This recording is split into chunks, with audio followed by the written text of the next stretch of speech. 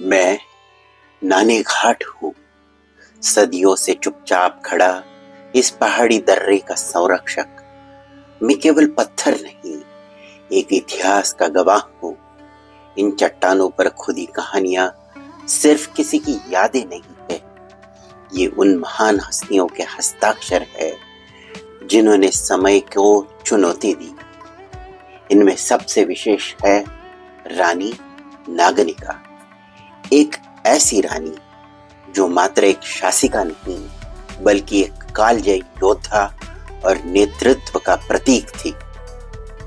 दूसरी शताब्दी ईसा पूर्व का समय, दक्षिण और पश्चिम भारत में सातवाहन साम्राज्य अपने शिखर पर था। इस साम्राज्य की शक्ति सिर्फ उसकी सीमाओं तक सीमित नहीं थी, बल्कि उसके समाज में नारी शक्ति और नेतृत्व का सम्मान भी था। सातवाहनों के इसी युग में रानी नागनिका का उदय हुआ, एक ऐसी नायिका जिन्होंने इस साम्राज्य की नींव को मजबूत किया और नारी नेतृत्व को एक नई पहचान दी। रानी नागनिका उस समय की एकमात्र महिला थी जिन्होंने साम्राज्य की बागडोर संभाली। उनके पति राजा सिमुख की मृत्यु के बाद उनके नाबालिग पुत्र की रक्षा और राज्य की स्थिरता का भार नागनिका ने अपने कंधों पर लिया।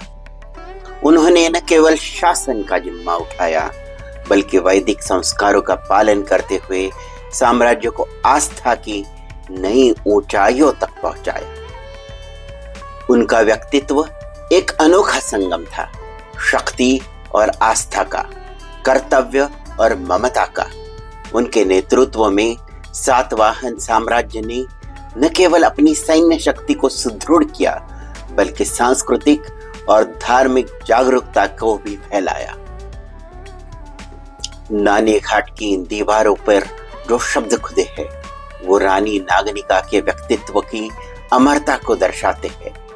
यह प्राकृत भाषा में लिखा गया शिलालेख उनकी धार्मिक भावना, उनकी सत्ता और उनकी निष्ठा का प्रतीक है। इस शिलालेख में रानी नागनिका का उल्लेख उस अद्वितीय रानी के रूप में किया गया है जिन्होंने अश्वमेध जैसे वैदिक यज्ञ संपन्न किए। यह यज्ञ उस समय का सबसे बड़ा शक्ति प्रदर्शन था, जिसे राजाओं के लिए भी एक कठिन कार्य माना जाता था।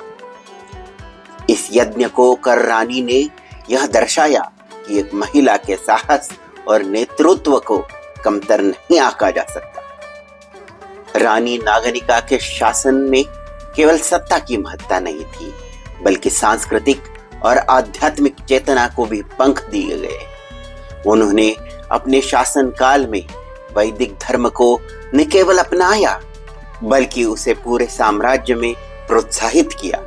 वेदों के मंत्रों से गूंजती उनकी सभा उनकी आस्था की शक्ति का प्रमाण थी। रानी नागनिका एक ऐसी रानी थी जिन्होंने मां, शासिका और योद्धा के रूप में संतुलन बनाए रखा। उन्होंने यह सुनिश्चित किया कि सातवाहन साम्राज्य केवल युद्धों में विजयी न हो, बल्कि संस्कृति और धर्म के क्षेत्र में भी एक मिसाल कायम करे।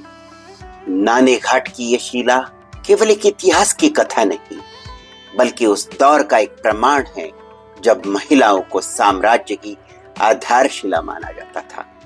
रानी नागनिका ने जो शिलालेख यहाँ छोड़ा है, वो भारतीय इतिहास का ऐसा अमूल्य दस्तावेज है जो उस युग की सोच, समाज और शासकीय दृष्टिकोण को प्रकट करता है।